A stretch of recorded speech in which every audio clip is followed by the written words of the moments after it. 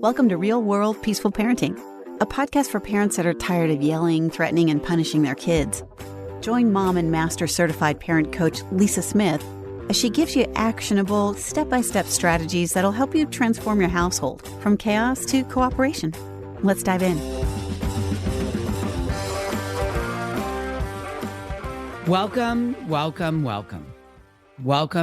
to today's episode. I am so excited to be with you here today. As we ease into today's episode, let me paint a picture for you. It's 5:30 on a Tuesday. You're starting to think about dinner. There's a lot going on in your home, and one of your kids asks, "Can I have some screen time?" And you say, "Maybe. Let's see how homework goes first." An hour later, the homework's done, and they ask again. And you say, "We'll see. It depends on how your attitude is through dinner." They push back, and you say, "If you keep arguing, the answer will be no." Fast forward to bedtime, and they're still asking. They're still negotiating, and you're both exhausted and frustrated. Sound familiar? Here's what just happened. You thought you were setting a boundary, but what you actually created was uncertainty. And uncertainty for a kid's nervous system, well, let me tell you, that creates more testing, not less. More, not less. And today, I'm going to share with you the one boundary mistake that you're probably making that makes everything exponentially harder in your home. And here's what's really wild. Most parents don't even realize it's happening. In fact, you might be doing it right now and thinking you're setting boundaries when you're actually creating more chaos. Yeah? Well, by the end of this episode, I'm going to give you the exact language to shift from vague boundaries to clear boundaries. And this shift, it's going to change everything. Everything. So let me name the mistake clearly right up front. The biggest boundary mistake many parents make is being vague, negotiable, or mood dependent with your limits. What? I know. Hang in there. Here's what vague boundaries might sound like.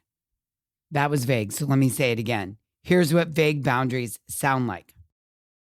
They sound like maybe, we'll see, it depends, if you're good, not right now, if you finish your work. And here's what's happening when you use these phrases. You think you're buying yourself time. You think you're staying flexible. You think you're avoiding a battle by saying a hard no. But what you're actually doing is creating a game that your kid has to play to be successful. Because when the boundary is unclear, your kid's nervous system asks, is this a real limit? How hard do I need to push to change it? What if I ask again in a different way? And that, my real world peaceful parent, is why you end up in 30-minute negotiations about something that should have taken 30 seconds and potentially a meltdown at the end. Let me tell you why this happens neurologically. Kids need to know where boundaries are. It's how their nervous system learns to feel safe. Think about it like bumpers in a bowling alley. Kids need those edges so they know where they can play safely. And when boundaries are clear and consistent, a kid's brain relaxes. Okay, I know where the limits are. I can stop testing now. But when boundaries are vague or negotiable all the time, the testing increases because their nervous system is asking, where's the edge? How far can I go? Is this boundary solid or is it flexible? Can I help it be more flexible by pushing? And the only way they get those answers is by testing, pushing, and negotiating. Decades of research on parenting backs this up. Parents who are both firm and kind, setting clear limits while they stay connected. So let me say that again. Parents who are both firm and kind, That means setting limits while staying connected. Raise the most confident, secure kids. It's not about being strict or controlling. It's not about yelling the no. It's not about demanding cooperation. It's about being clear and kind at the same time. But here's what happens in most homes. So check this out. Monday, your kid says, "Can I have a cookie before dinner?" And the answer is no. Tuesday, they ask, "Can I have a cookie before dinner?" And you say, "Fine, just one." Wednesday, they ask, "Can I have a cookie before dinner?" And you say, "Maybe after dinner, let's see how much dinner you eat." Same question, 3 different answers. And now your kid has learned the boundary changes based on my parent's mood. If I push when he or she's tired or distracted, I might get a yes. So they keep pushing every single time. You're not dealing with a defiant kid. You're dealing with an unclear boundary. Hopefully light bulbs are going off for you right now. Let me share a story from the Hive that really illustrates this. A mom named Sarah came to coaching completely exhausted. Her 8-year-old asked for things constantly. Snacks, screen times, sleepovers, soda, go to the park, something at Target, you name it. And Sarah's go-to response was, "We'll see. We'll see, we'll see, we'll see." Sarah thought she was avoiding conflict and helping her kid. But what was actually happening, her son asked 50 times because "we'll see" meant maybe. And maybe signaled to him to keep trying. Yeah? So inside the Hive, we worked on getting crystal clear with her boundaries. What was a yes? What was a no? And what actually occasionally, small percentage of the time was, "Ask me again later. I need to think about it," which is different than "we'll see." So instead of "we'll see," Sarah started saying, "Screen time is from 4 to 5 on school days after homework's done. This is the boundary in our family. Snacks are at 3 and 7. And if you're hungry between those times, you can have some veggies. Sleepovers happen on Friday or Saturday nights, and we decide 1 week in advance. Within 2 weeks, the constant asking dropped by 80%. Not because their son suddenly became cooperative, but because the rules and boundaries suddenly became clear to both of them. And when our kids know the answer, they can stop asking. They can rest in the boundary and the consistency, even when they don't like the answer. Let me show you what vague boundaries look like at different ages and what clear boundaries look like instead. So in the toddler range of 2 to 4, vague might sound like, "Maybe you can have a snack if you stop whining." A clear boundary would be, "At 3 o'clock, we'll have a snack. Right now we're playing, and you can have water if you're thirsty." A vague boundary might sound like, "We'll leave the park soon." A clear boundary, "We're leaving in 5 minutes, and you have time for 2 more trips down the slide." Toddlers can't read clocks and understand soon. They need concrete information. 2 more slides is clear. Soon is a mystery. See that? Let's talk about elementary kids. Vague is, "If you behave at the store, maybe you can get a treat." Clear, "We're going to the grocery store and we're not buying treats today. If you can stay with me, we can pick out a fruit you'd like for snacks this week." Vague, "Get your homework done now and we'll see about screen time." Clear, "Homework needs to be finished by 5 o'clock. And if we can accomplish that, then you can have 30 minutes of screen time before dinner." Elementary kids can handle conditional boundaries. If this, then that. But "we'll see" isn't conditional, it's uncertain. And then my brain gets stuck on the "we'll see" at that age range. Tweens. Vague is, "Your phone privileges depend on your attitude." Clear, "Your phone is available from 4 to 8 on school nights. If you speak disrespectfully to me or your father, your phone goes away for the rest of the evening, The next day starts fresh. And you might even need to define what disrespectfully is. Vague, maybe you can go to the mall if you get your chores done and you behave. Clear, you can go to the mall on Saturday afternoons if all your chores are completed by noon to my satisfaction. Tweens are testing for consistency. If the boundary depends on your mood, they'll wait for the right mood. Or they'll try to cajole and compliment you into the right mood. And finally, let's talk about teens. Vague, we'll talk about getting you a car if your grades improve. Clear, when you maintain a B average or higher for a full semester and have $1,000 saved from your job, we'll discuss getting you a car. These are the two requirements. Vague, your curfew depends on where you're going and who you're with.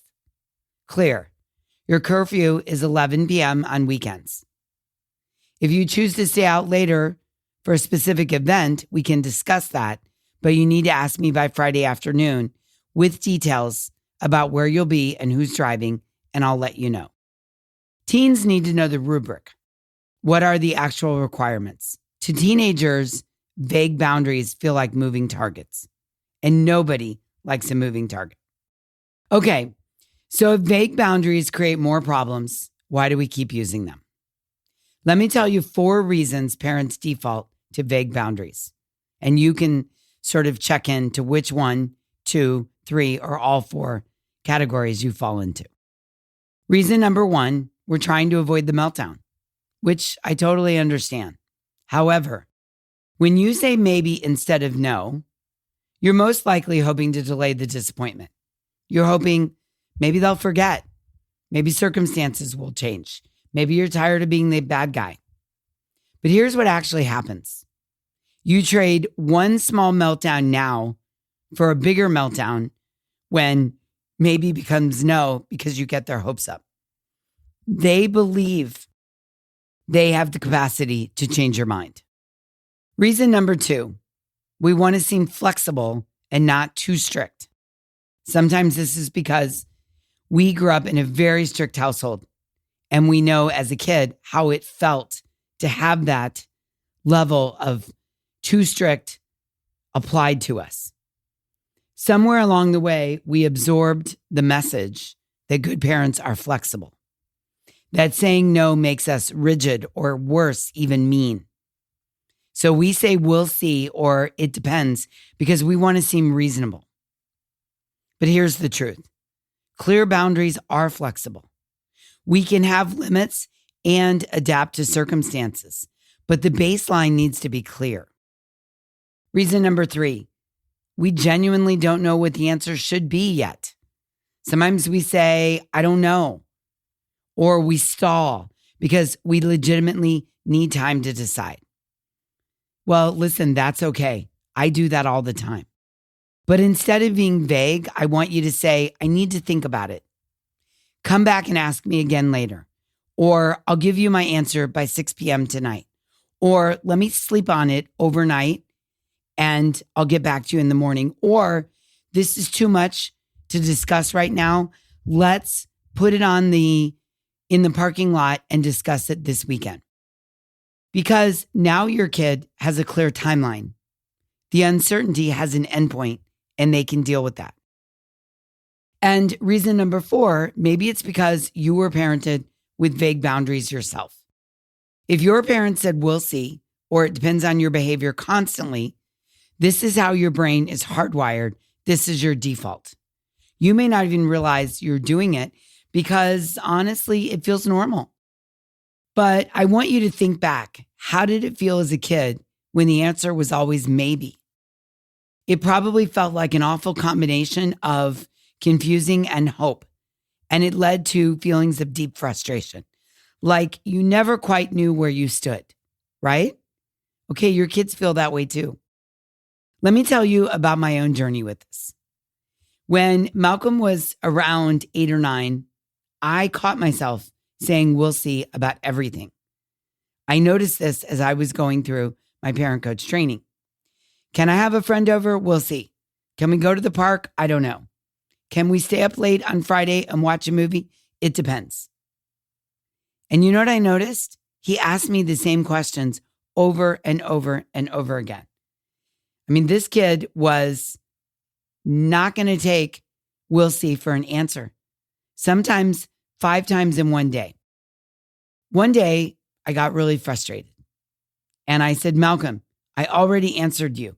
Why do you keep asking me this?" And he said something that stopped me in my tracks.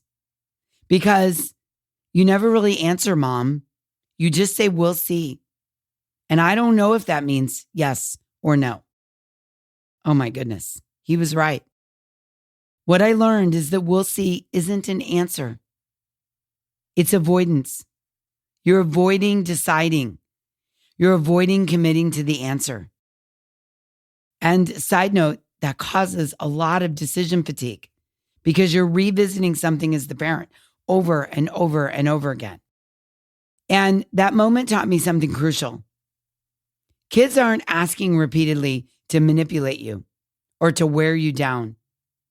They're asking repeatedly because "we'll see" literally means keep trying. There's hope. Hang in there. Keep going. I realized I wasn't setting a boundary. I was creating a guessing game Malcolm had to play over and over and over every day. So I started getting clear, really clear, well before he asked. I sat down and I figured out what the answers were to the critical questions he was going to ask me. I started saying things like, "Yes, you can have a friend over on Saturday in the afternoon between 2 and 5. No, we're not able to go to the park today, but we can go Wednesday after school. Yes, you can stay up till 10 p.m. on Friday. Yes, you can have a half an hour of gaming between 5 and 5:30 if your homework is completely done." And you know what happened? Everything got easier. He stopped asking multiple times because he had a real answer that was firm and kind.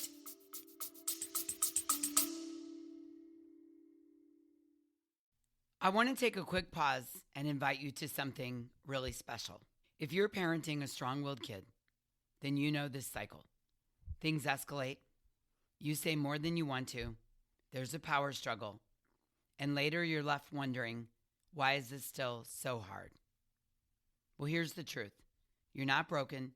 You just need better tools. And I've got just the solution for you. On January 6th at 9 a.m. Pacific, 10 Mountain, 11 Central, and 12 p.m. Eastern Time, I'm teaching a free live class called Discipline Without Damage for parents of strong-willed kids ages 2 to 18. You'll learn in this class why consequences aren't working and what does work instead. So if you're ready for this year to feel different, then go right now to thepeacefulparent.com/class to save your spot. Once again, that's thepeacefulparent.com/class to save your spot. And now, back to the episode. And he knew what the limits were. He knew what the edges were to the questions that he was asking. Okay, so how do you actually make this shift? Well, here's your framework for clear boundaries. Step 1, I've alluded to it already. You decide the boundary before you're asked. Please do not make decisions on the fly when your kid is standing in front of you with big, hopeful eyes and on the verge of a meltdown. Decide your family's boundaries about common issues ahead of time.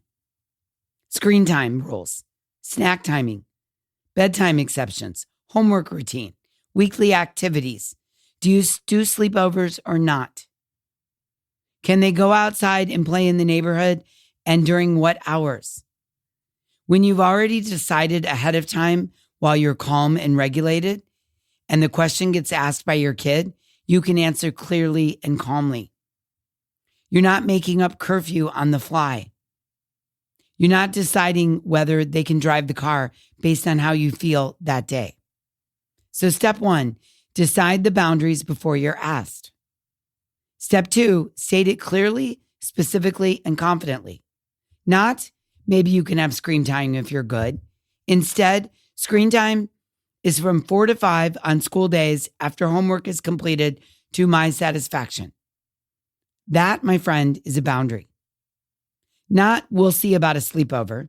Instead, sleepovers happen on Friday or Saturday nights when we've confirmed plans with the other parent by Thursday. So yes, we can check with them as mom.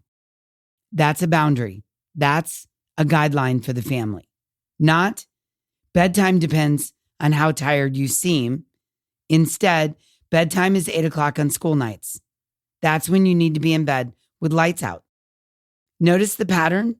No qualifiers, no mood-dependent clauses, no if you're good, blah, blah, blah, just the clear boundary set ahead of time and delivered in a clear, calm, confident way.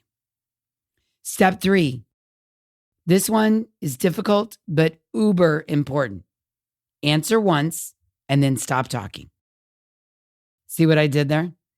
Here's where most parents sabotage their own clarity. You give a clear answer, and then your kid pushes back. And then you start explaining like the teacher on the Peanuts. They ask, can I stay up late tonight? And you say bedtime's 8 o'clock. And you see the frustration on their face. And then you go, well, the reason bedtime is 8 p.m. is because you need 8 hours of sleep. And research shows that kids your age, blah, blah, blah. And when you don't get enough sleep, you're cranky and blah, blah, blah, blah, blah, blah, blah, blah. No, just stop. You're the peaceful leader of the household. You already gave the answer. Their pushback doesn't require a defense. You can say, I know you don't want to go to bed right now. I get it. And bedtime is 8 p.m. And then you pause and you give them a hot minute to process what you've just said. And they get to feel their feelings of anger and frustration and disappointment while you hold the boundary. And last, step 4, which is the most important, is that you follow through every time. And this is where the rubber meets the road completely. If you say screen time is at 5 p.m. and then you let it slide to 5:30 because you feel really connected with them, or you guys have had an amazing day, or something difficult happened at school, you let it slide to 5:30, then you've just made the boundary vague again. If you say sleepovers happen on Fridays and Saturdays only, and then you cave to a Wednesday sleepover, you've taught your kid the boundary is negotiable. Consistency is what makes clear boundaries actually work. It's the implementation of the boundary. Here's my favorite phrase for this. Say what you mean and mean what you say. Not harshly, not with anger, just calmly and consistently. Firm and kind. Here's your homework this week. Assignment number 1, the vague boundary audit. I want you to track how many times you used these phrases this week. Maybe we'll see. It depends if you're good. Just track it. Notice where you default to vague. No judgment, not by me or you, just creating an awareness. And then assignment number 2, choose one boundary to clarify. Pick the one boundary that's causing the most chaos in your house right now. Maybe it's screen time. Maybe it's bedtime. Maybe it's asking for snacks constantly. When you're calm and by yourself and have a moment during the day, maybe when you're at work or you've just gotten the kids off to school and you're sitting having a cup of coffee, maybe you're driving in the car. I want you to think and write down, what is the boundary? Be specific. When does it apply? When doesn't it apply? What happens if it's not followed? Then communicate it clearly to your kid before the next time it comes up. Hey, I've had time to think about it, and this is what we're going to do with electronics each school night or school day. Or here's how we're going to proceed with curfew from here on out. Communicate it clearly to your kid before the next time it comes up. This is a total game changer. And then homework number 3, I want you to practice the phrase, I've given you my answer. When your kid pushes back on a clear boundary, practice saying, I've given you my answer. Or I've told you the boundary, it's not changing. Then stop talking. Don't defend, don't explain again, just hold the boundary that you've set. Okay, you know what I want you to take away from today? Vague boundaries aren't kinder. They're harder on everyone. You, your kid, the co-parent. Your child isn't being difficult when they ask 47 times. What they're doing is they're trying desperately to figure out where the edge is. Your kid isn't testing you because they don't respect you. They're testing because the boundary keeps moving. And here's what I know with 100% certainty. When you get really clear, really, truly clear, the testing decreases. Because kids don't need flexible boundaries. They need solid boundaries delivered firmly and kindly. They need to know this is the limit. It's not changing. You can be upset about it, and I'm still here with compassion and empathy while holding the limit. That is peaceful parenting. That's secure attachment. And that's the steady leadership that your kids crave and that creates emotional intelligence downstream. So get clear, stay clear, and be consistent. Yeah? Yeah. That's the work. And I'm with you every step of the way. Until next time, I'm wishing you peaceful parenting. Thanks for listening to Real World Peaceful Parenting. If you want more info on how you can transform your parenting, visit thepeacefulparent.com. See you soon.